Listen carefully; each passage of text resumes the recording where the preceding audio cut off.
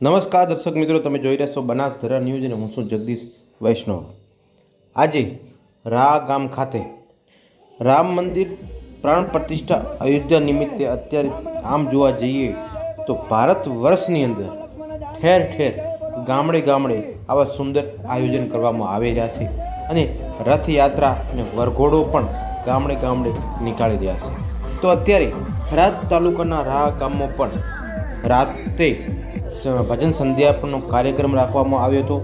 બધા ગ્રામજનો પણ એમાં ભાગ લીધો હતો અને આજે સવારે 8 વાગ્યાથી લઈને તડામાર તૈયારી સાથે ભગવાન રામચંદ્રજીનો વરઘોડો કાઢવામાં આવ્યો હતો અને નાનકા બાળકોને રામ, લક્ષ્મણ, સીતાજી અને હનુમાનજીનો પાત્ર પણ ભજવ્યું હતું અને ડીજેની સાથે પૂરા ગામની અંદર વરઘોડો કાઢવામાં આવ્યો હતો અને ગ્રામજનો દ્વારા સાથ સહકાર પણ આપવામાં આવ્યો હતો અને આવા જો કાર્યક્રમ ખરેખર ગામ લોકોને કહેવા પ્રમાણે કે રામો આવો કોઈ ભવ્ય કાર્યક્રમ આજ દિવસ સુધી થયો પણ નથી।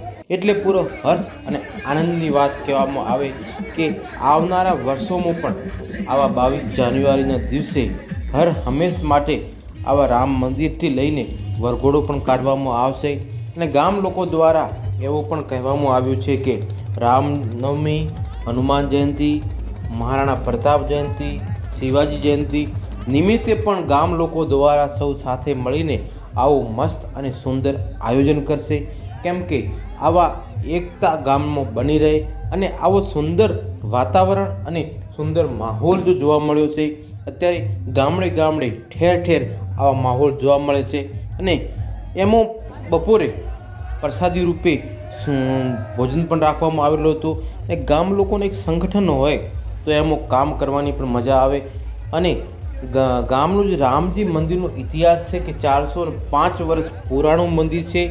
તે લગભગ તમે વિચાર લો કે અંગ્રેજોના આગળના એટલે કે 17મી 18મી સદીમાં બનેલો હોવાનું પણ મનાય છે અને એ મંદિરને ગામ લોકો દ્વારા પુનર્નિર્માણનું આયોજન પણ કરી રહ્યા છે, કેમ કે મંદિર ગામની અંદર સૌથી જૂનામાં જૂનું મંદિર શ્રી રામ ભગવાનનું છે અને આ બાજુમાં રામેશ્વર મહાદેવનું પણ મંદિર છે। તો ગામ લોકોએ નિર્ણય કર્યો છે કે આવનારા સમયમાં આજથી એટલે કે જે પણ ચઢાવા દ્વારા અને શંકરભાઈ ચૌધરી પણ 2 દિવસ પહેલાં અહીંયા આવીને ગયા હતા અને રામ મંદિર દ્વારા અને રામ મંદિરમાં એમને પણ ડોનેશન આપવાનું કહી ગયા હતા કે જે તમે ખર્ચો કરો એમાંથી હું પણ 5 લાખ રૂપિયા આપીશ। તો આવનારા સમયમાં અહીંયા જો અત્યારે 405 વર્ષનું પુરાણું મંદિર છે તો આવનારા ભવિષ્યમાં અહીંયા તમને એક આ મંદિરથી પણ ભવ્ય એટલે રામનું મંદિર તમને જોવા મળશે, કેમ કે ઇતિહાસ જોવા જઈએ તો તમે 1528માં અયોધ્યા રામ મંદિર એટલે કે બાબરે મંદિરને પડાવી દીધું હતું અને એના ઉપર મસ્જિદ રૂપી 3 ઘુમ્મટ તાણી દીધા હતા। એ તમને પણ સૌને ખબર હશે, પણ આજની પેઢી એટલે કે આજની જો પેઢી છે એમને ખબર નથી કે કાર સેવકો શું છે, કાર સેવકોનો મતલબ શું થાય છે, કેમ કે કાર સેવકો એટલે કાર એટલે કે એક સંસ્કૃત શબ્દ છે। કાર સેવક એટલે કે નિસ્વાર્થ ભાવે અને નિઃશુલ્ક કરવામાં આવતી સેવા ધર્મ માટે। તો એ કૃષ્ણ ભગવાન પણ કહ્યું છે કે તમે ધર્મની માટે હંમેશા તત્પર રહો। એટલે કાર સેવકોની કેટલી હત્યા થઈ હશે, કેમ કે 6 ડિસેમ્બર 1990 જે દિવસે બાબરી મસ્જિદના ઢાંચાને તોડવામાં આવ્યો હતો એ દિવસથી કરીને તમે પણ વિચારી શકો છો કે આંદોલન થયા હતા દેશમાં અને એમાં દંગા પણ ભડકી ઉઠ્યા હતા 1990માં। ત્યારે લાલકૃષ્ણ અડવાણી, અશોક સિંઘલ અને ઉમા ભારતી વગેરે જો કાર્યકર્તાઓ હતો એના દ્વારા સોમનાથથી LK અડવાણી દ્વારા રથ યાત્રાનો પ્રારંભ કરવામાં આવ્યો હતો કે સોમનાથથી લઈ અને છેક અયોધ્યા જવાનું પણ રસ્તામાં એમનું રથ રોકવામાં આવ્યું હતું અને દંગા પણ કરવામાં આવ્યા હતા। તો તમે વિચારી શકો છો કે જ્યારે 6 ડિસેમ્બર 1990ની અંદર જ્યારે બાબરી મસ્જિદને ઢાંચો પટકવામાં આવ્યો ત્યારે યુપીની અંદર સરકાર બીજેપીની હતી અને મુખ્યમંત્રી હતા કલ્યાણસિંહ। તો કલ્યાણસિંહને ઉપરથી ઓર્ડર આવ્યા હતા દિલ્હીથી કે તમે કાર સેવકોની ઉપર ગોળીયા ચલાવો.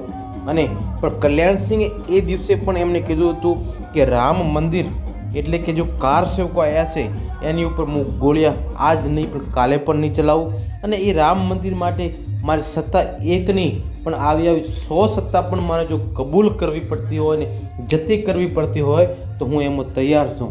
સવારમાં એમને રાજ્યપાલને ઇસ્તીફો આપી દીધો હતો પણ એને કાર સેવકો ઉપર ગોળીઓ નથી ચલાવી.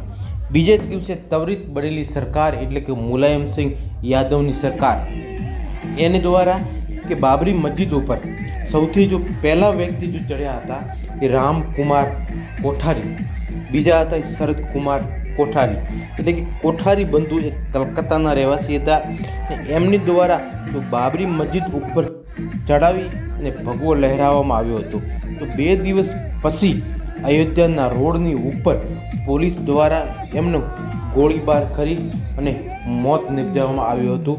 તો આપણે એમ જોવા જઈએ તો કાર સેવકોમાં સૌથી પહેલાં અગર મોત હોય તો કોઠારી બંધુઓનું નામ લેવું પડે.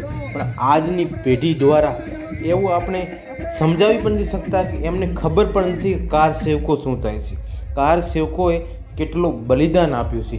ત્યારે જઈને આજ આપણે 134 વર્ષની જો લડાઈ છે એટલે કે 1528ની અંદર બાબરી એના ઉપર મસ્જિદ બનાવવામાં આવી હતી અને એ 134 વર્ષ આપણો કેસ ચાલ્યો હતો. એના ઉપર આપણે નિર્ણય આવ્યો હતો, કોર્ટ દ્વારા ફેંસલો પણ કરવામાં આવ્યો હતો. અને આ બીજેપીની સરકાર દ્વારા અને અત્યારે કે આજ 22મી જાન્યુઆરીના દિવસે રામ મંદિરમાં પ્રાણ પ્રતિષ્ઠાનો મહોત્સવ ઉજવાઈ રહ્યો છે. તો પહેલાં ચૂંટણી થતી ત્યારે એક મુદ્દો બની ગયો હતો રામ મંદિરનો કે કોંગ્રેસ દ્વારા વારેઘડી આરોપ લગાવવામાં આવતો હતો કે બીजेपी वाला કહે છે કે મંદિર તો વહીં બનાએંગે લેકિન તારીખ નહીં બતાએંગે.